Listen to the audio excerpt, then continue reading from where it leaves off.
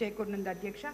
జిల్లాలో 12,000 మంది మత్స్యకారులకు కూటమి ప్రభుత్వం పెంచిన విధంగా వేట నిషేధ వృత్తి కూడా అందజేయబోతుంది అధ్యక్ష. అలాగే కిసాన్ సెల్స్కు నిధులు కేటాయించాలని మీ ద్వారా విన్నవించుకుంటున్నాను అధ్యక్ష. బడ్జెట్ పై సభలో మాట్లాడేందుకు నాకు అవకాశం ఇచ్చిన మీకు మరోసారి ధన్యవాదాలు తెలుపుకుంటున్నాను అధ్యక్ష. అదేవిధంగా గత 5 ఏళ్లలో అన్ని రకాలుగా నాశనమైన ఆంధ్రప్రదేశ్ అభివృద్ధికి సహాయ సహకారాలు అందిస్తున్న ప్రధాన ప్రభుత్వానికి ఈ సభ ద్వారా కృతజ్ఞతలు తెలుపుకుంటున్నాను అధ్యక్ష. అదేవిధంగా చంద్రబాబు గారు, పవన్ కళ్యాణ్ గారు, లోకేష్ గారి నాయకత్వంలో రాష్ట్రం సర్వతోముఖాభివృద్ధి చెందాలని ఆకాంక్షిస్తున్నాను అధ్యక్ష. ముఖ్యమంత్రి గారి మార్గదర్శకతో నేను నిత్యం ప్రజాసేవలో ఉంటానని చెప్పి మరోసారి వినియోగించుకున్నాను అధ్యక్ష. ధన్యవాదాలు అధ్యక్ష. డాక్టర్ పార్థసారథి గారు, బీజేపీ, 5 నిమిషాల్లో ముగించాలి. మీకు అంతకన్నా సమయం లేదండి. ధన్యవాదాలు అధ్యక్ష. 2024-25 పూర్తి స్థాయి బడ్జెట్ 3,22,000 కోట్లతో ప్రవేశపెట్టినటువంటి బడ్జెట్ మీద ప్రసంగించే అవకాశం కల్పించినందుకు మీకు, ముఖ్యమంత్రి గారికి, ఉప ముఖ్యమంత్రి గారికి ధన్యవాదాలు తెలుపుకుంటున్నాను.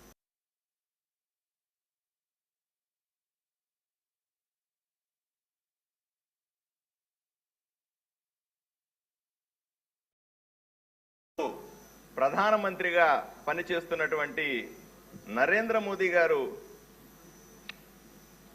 వికసిత భారత్ పేరుతో ప్రవేశపెట్టినటువంటి బడ్జెట్కు అనుగుణంగా ఆంధ్రప్రదేశ్ ముఖ్యమంత్రి గౌరవ శ్రీ నారా చంద్రబాబు నాయుడు గారు సుమారు 40 సంవత్సరాల రాజకీయ అనుభవంతో 4వసారి ముఖ్యమంత్రిగా ప్రమాణ స్వీకారం చేసిన ఆయన అనుభవంతో ఈరోజు స్వర్ణాంధ్ర 2064 విజన్ పేరుతో ఈ బడ్జెట్ ని రూపకల్పనలో కీలక పాత్ర పోషించి 47 సో ఆయన ఆశీస్సులతో వస్తున్న ఈ బడ్జెట్ చాలా చక్కగా వచ్చినట్టుగా నాకు అనిపిస్తుంది అధ్యక్ష.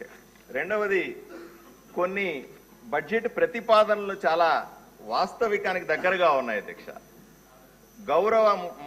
గౌరవ మంత్రి గారు నారా లోకేష్ గారు పాఠశాల విద్య గురించి చాలా చక్కగా మన ముందు పెడతా ఉన్నారు. జీవో 117 రద్దు చేయడం అన్నది ఈరోజు అత్యవసరమైనటువంటి చర్య అధ్యక్ష. ఎందుకంటే మనం ఎన్నోసార్లు విమర్శించాం. గత వైఎస్ఆర్సీపీ ప్రభుత్వంలో ఈ జీవో వల్ల సుమారుగా 2,40,000 మంది పిల్లలు పాఠశాల విద్యకు దూరమైనారని చెప్పాం. దాని స్థానంలో కొత్తగా మోడల్ ప్రైమరీ స్కూల్ తీసుకొస్తుండడం, అదేవిధంగా టీచర్ల సంఖ్యను పెంచడానికి మెగా డిఎస్సి ద్వారా ప్రయత్నిస్తుండడం చాలా హర్షించదగ్గ విషయం. ఒక్క ఆదోని నియోజకవర్గంలోనే 122 స్కూల్స్ ని 136 స్కూల్స్ గా చేయడం, అలాగే 937 మంది టీచర్లు ప్రస్తుతానికి ఉంటే ఈ కొత్తగా వచ్చేటువంటి ప్రతిపాదన ద్వారా 1,220 మంది టీచర్లు పెరగడం అన్నది చాలా అవసరమైన అంశంగా నేను భావిస్తా ఉన్నాను అధ్యక్ష.